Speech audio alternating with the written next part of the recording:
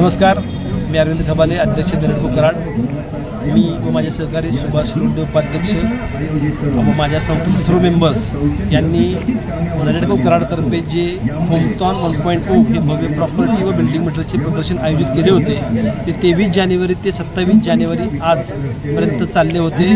कराडातील पंचक्रोशीतील तमाम नागरिकांनी, महिलांनी या प्रदर्शनाला खूप चांगला प्रतिसाद दिला व ग्राहक म्हणून त्यांचाही खूप फायदा झाला.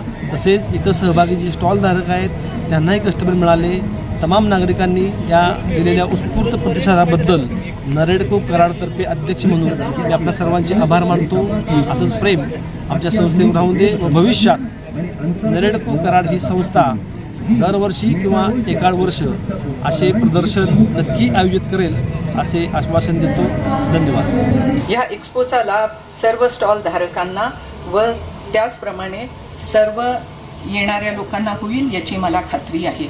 खरं तर मी कराडमध्ये इतके दिवस आहे, पण कराडमध्ये इतक्या साईट्स सुरू आहेत हे मला माहिती नव्हतं.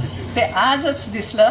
पण आणि दुसरा एक अंदाजा चुकला, तो म्हणजे असा की साहेबांनी जेव्हा मला सांगितलं की 4 वाजता महिला येणार आहे, मी म्हटलं निश्चितपणे 4 वाजता येणार नाही. तर तो अंदाज आपण सगळ्यांनी चुकवला आणि मलाच आज थोडासा उशीर झाला. खरं तर घराला घरपण देण्याचं काम ही एक स्त्री करते. स्वतःच्या व्यक्तिमत्वाप्रमाणे ती घर सजवते. स्त्री जर का तिला गार्डनिंगमध्ये शौक असेल तर खूप सुंदर बगीचा असेल, जर का ती सुगरण असेल तर पूर्ण कॉलनीमध्ये त्या घमघमाट पसरलेला असतो. त्याच्यामुळे स्त्री जी आहे तिच्या व्यक्तिमत्वाप्रमाणे ती तिचं घर सजवते. संपूर्ण कुटुंबाला ऊर्जा ही घरातून येते. त्याचप्रमाणे घर हे स्त्रीचं एक संपूर्ण विश्व आहे. तिचं संपूर्ण विश्व त्या घरामध्ये सामावलेलं असतं.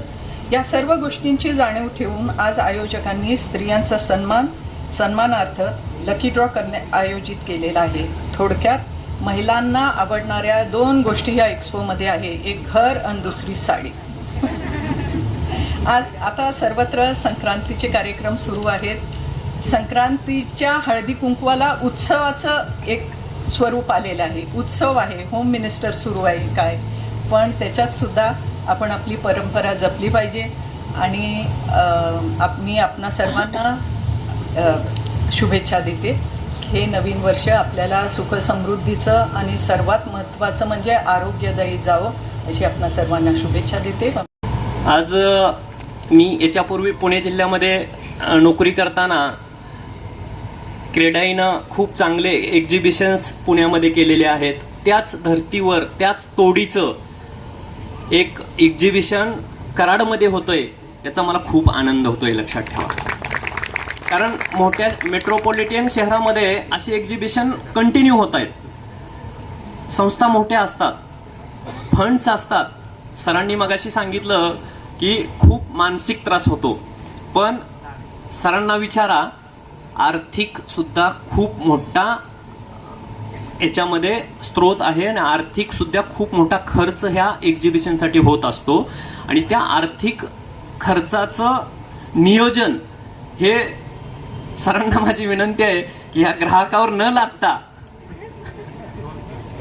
सर्व सामान्य लोकांच्यावर न लादता ते तुमच्या प्रॉफिटमधून करावं अशी एक मी त्यांना विनंती करतो. सर म्हणतील ह्याला कशाला बोलवलं रे मी.